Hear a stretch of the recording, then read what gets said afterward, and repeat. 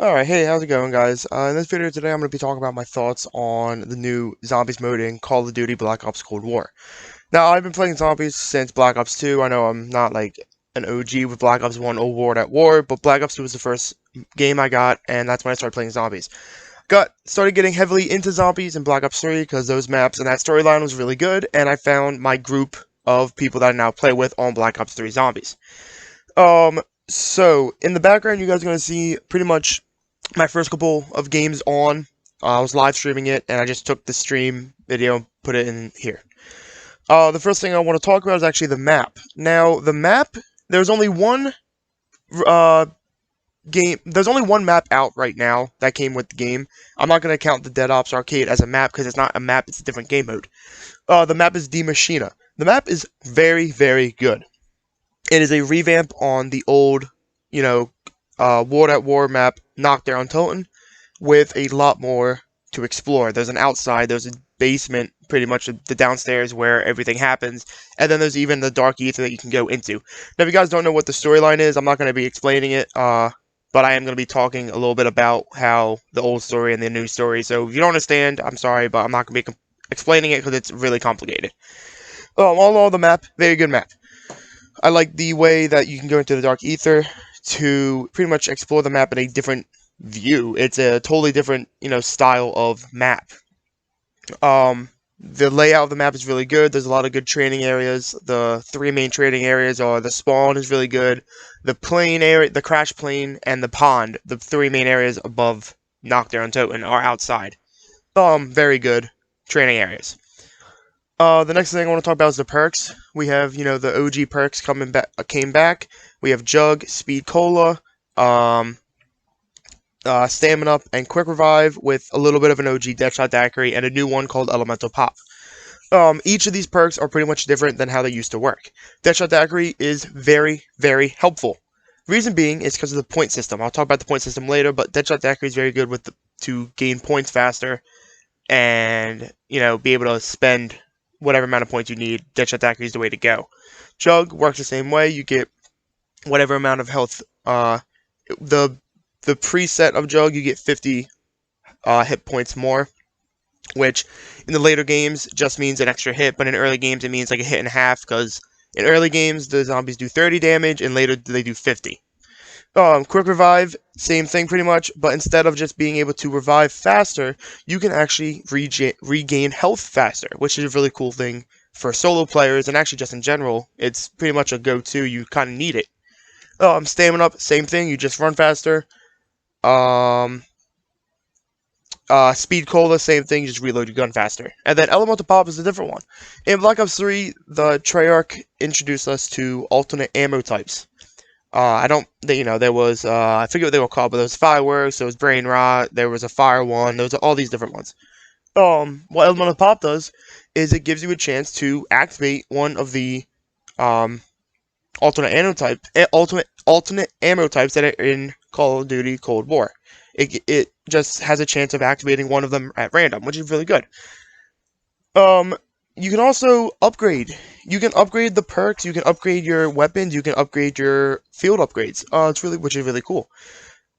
Each of them does a different thing. You get these things called ethereal crystals, and that's how you upgrade. You can upgrade each item or whatever it is 3 times. The first one's going to cost you 1. Second time's going to cost you 2. Third time's going to cost you 3. And they, as of right now, are permanent upgrades. You do not need to upgrade them each game. They are permanent. My guess is as soon as the new season starts, once Season 1 ends and Season 2 begins, that's when everything's going to reset.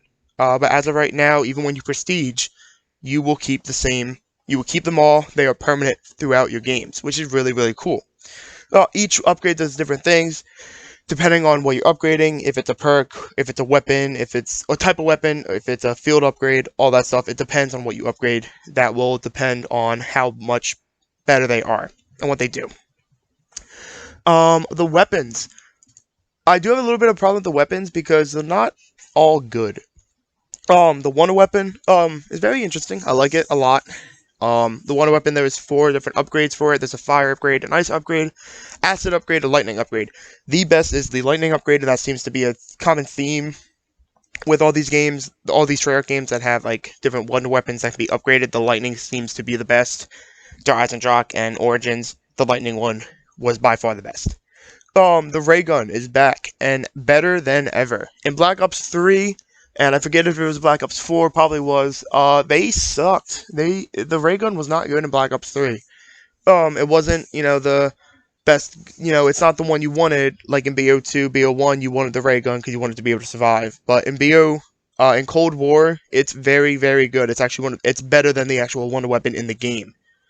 It is a very hard gun to get, because it is considered a legendary tier, and I'll talk about tiers later on in the video. But the ray gun is very good. If you're going for high rounds, the ray gun is the gun to get.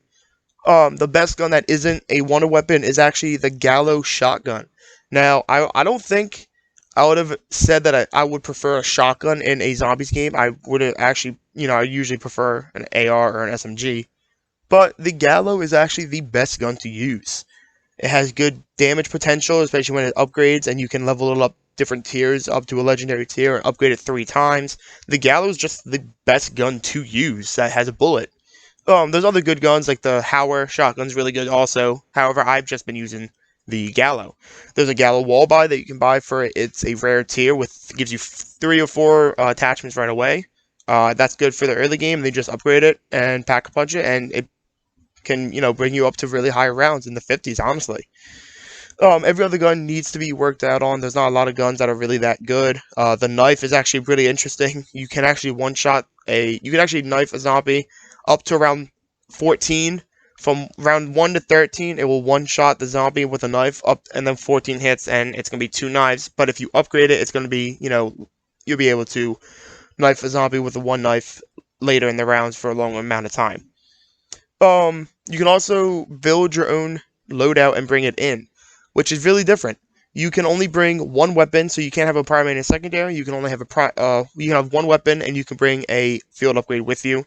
But let it be known that this gun will be the worst version of that gun. It's not going to be better than anything in the mystery box. It's not going to be better than the 1 weapon, obviously. It's going to be the worst gun unless you upgrade it to its max potential. Alright, let's talk about the tier weapons now that I was talking about it. The tier weapons, there are 5, I believe. There is the set that you get from your loadout, which is just like the uncommon version, whatever, or the common, whatever it's called. Then there is a green, which is common. There is rare, that's blue. There is an epic, that is purple. There's a legendary, that is yellowish, orange, gold. Obviously the legendaries are going to be the best. On the earlier rounds, as you hit box, you're not going to be able to get a legendary so often. It's going to be very hard to get a legendary gun in the early rounds. The later the rounds go, the easier it's going to be to get a legendary gun. I've noticed around 20 is going to be when the prime opportunity is that you're going to be able to get, consistently good legendary weapons. You can always upgrade these weapons with what we have as epic salvage. In the game, you can upgrade them.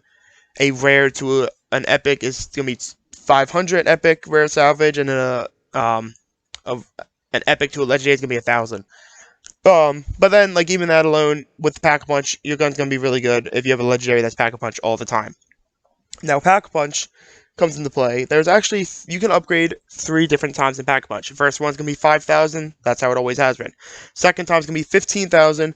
Third, the last time is going to be 30,000. So it is a lot of money. You're spending 50,000 per gun to fully Pack-a-Punch it. But it's worth it. It's very needed, very much needed. You can then add a ammo mod to that gun for another additional 2,000 points. You can add a brain rot, you can add a fire, you can add an electric, and you can add a cryo freeze. Well, they're not, they're pretty decent. The electric's pretty good, brain rot's pretty good, but then you have to upgrade them. Like I said before, you have to always be upgrading your stuff as you end the game, so you can get better and better as the game goes on. You'll have better equipment and better, whatever you need. The point system, I'm not a fan of. The point system is probably my biggest concern. Any regular kill is going to be 90 points. It's not like the old system where every bullet gives you points. It's every kill. So, every body shot that you kill a zombie with is going to be 90 points. A headshot is going to be 115. A knife is also going to be 115. I do not like this. I much rather have the old system where you can, get a lot of points early round. You shoot them 3 times in the foot, knife them with the max efficiency of points. It is what it is. People are already getting used to it. People are bringing knives as their starting weapon to get, the max amount of points as they can up to round 10, and then they're opening up the entire map, which is what I've been doing. And it's pretty good. I just don't like how the point system works. It's very hard to get points if you are just, spraying and praying in the early rounds. You really have to make sure you're getting those knives, those melee kills, or the headshots, or you're going to be, on round 15, not able to open up the entire map yet because you're not maximizing on the point system. Oh, the exfil. I was a little bit iffy about the exfil because I was like, what's the point of exfil? You're a zombies player. You kind of want to just play to survive. But the exfil is actually very, very interesting. So in the game, the campaign, the multiplayer, and the zombies modes are all in one universe. They are all connected. So the exfil pretty much means the people that are going to the zombies mode. Now we don't have a set zombies characters like we did in Black Ops 1, 2, 3, and 4. We just have, you can pick whoever you go in as the same as multiplayer. Now the point of it is Weaver Strike Team is going to these places to get rid of the zombie outbreaks, and then they're leaving. And that's what the Easter egg is. The Easter egg is you pretty much stop the zombie outbreak there, then you leave. If you haven't done the Easter egg, I highly recommend it. It's not too hard, pretty easy. Highly recommend it, very good. I actually did it the time I'm recording the sound, and I did it 2 days ago. Very, very good Easter egg, very fun. Score streaks. So the score streaks is what was scaring a lot of us before. The score streaks actually work very well in this zombies mode. They take epic salvage to buy, or you can get it in a mystery box. They are not too overpowered. They're really very well balanced, which is very good. There is a crossbow you can use, there is a sentry gun, there is war machine, and there's a chopper gunner. And then there's also self-revive that you can buy. They're all very well balanced, and I don't actually have an issue with any of these. I'm actually very happy with how Treyarch was able to put them in and not make them feel too overpowered. With that being said, the game is not hard. The game is very easy for veteran players, and probably, newcomers. It's not the easiest thing, but it's also not the hardest thing.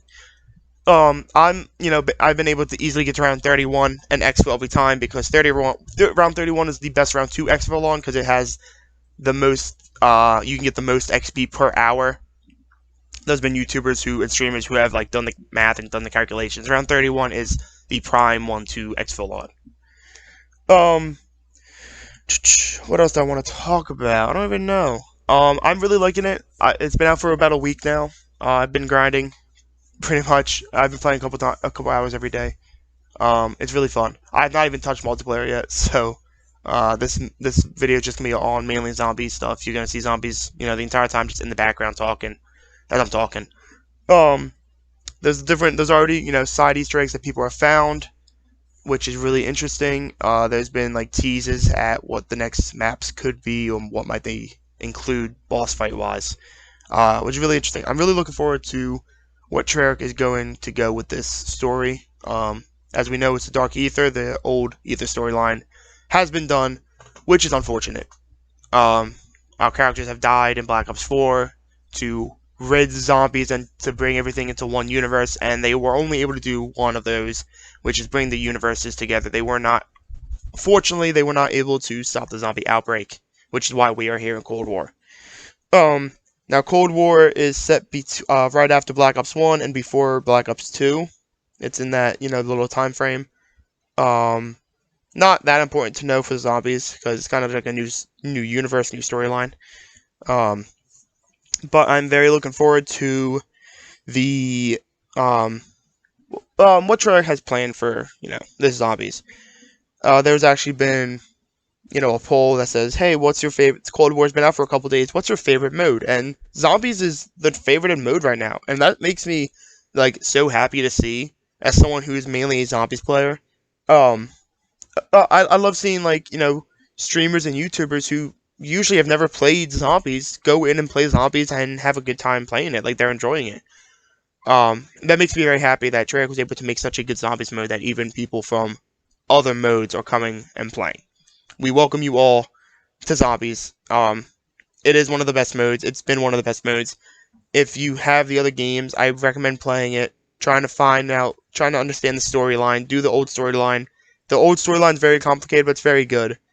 I don't think this one's gonna be as complicated, so I think newcomers are gonna be able to understand it more and get invested into it.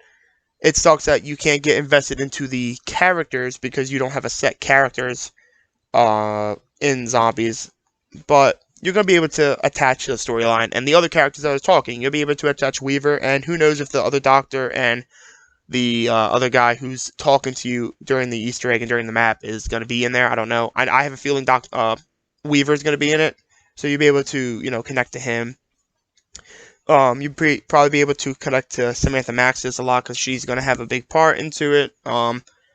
And I have a feeling we're going to see Richtofen somewhere, because if for you guys who don't remember or haven't played Black Ops 4 Zombies and played the old storyline, at the end of Black Ops 4, the old characters that we know and loved, they were killed. They killed themselves. Oh, the guy killed them all because that was the only way to stop the zombie outbreak.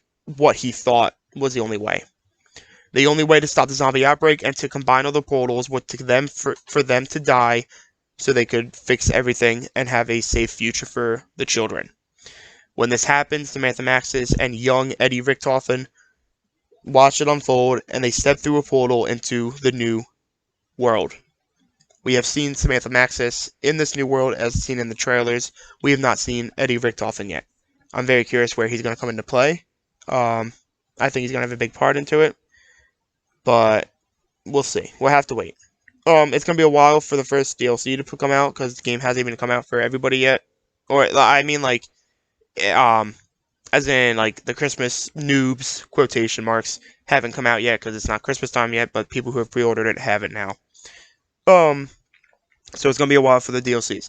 DLC-wise, I don't know what's going to unfold. I'm very happy that DLCs are actually free. That's a first for zombie players because we actually, it happened in Modern Warfare, but there was no zombies in Modern Warfare, so this is the first time for zombies players that DLC is free.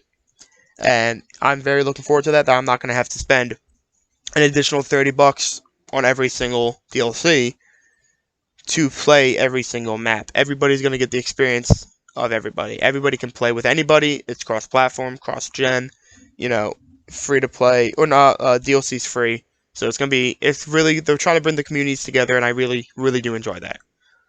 Expect some more videos soon, hopefully, of zombies, maybe Among Us, I don't know, I've been busy with a lot of stuff, but expect some more videos soon. I'm going to try to be uploading consistently eventually. It's just a lot of work right now. But thank you guys so much for watching and listening. I hope you guys liked my insight on what I feel about the zombies and what I think about them. It's a very good mode. I'm very happy with what they were able to put together. And, yeah, that's about it. I will see you guys in the next video. Thank you.